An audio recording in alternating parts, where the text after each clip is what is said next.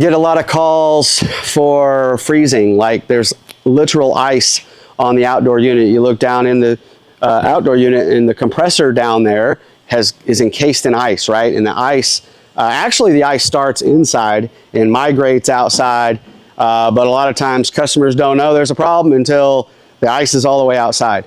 So, you know, your number one reason for ice ups is not low on Freon, which a lot of people think it is, but it's not. The number one reason for ice ups is lack of airflow across the evaporator. The evaporator is the part that gets cold inside.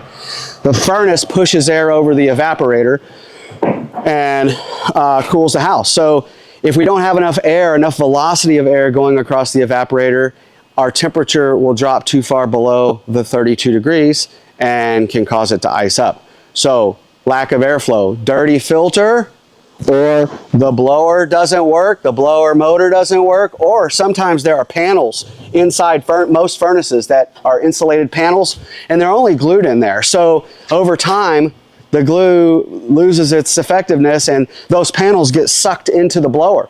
That will reduce blower speed or airflow greatly and cause a freeze up. I just went to one the other day where another company said they needed to replace their system, and they didn't need to replace their system. They were freezing up, but they were freezing up because the insulation panels were sucked in the blower.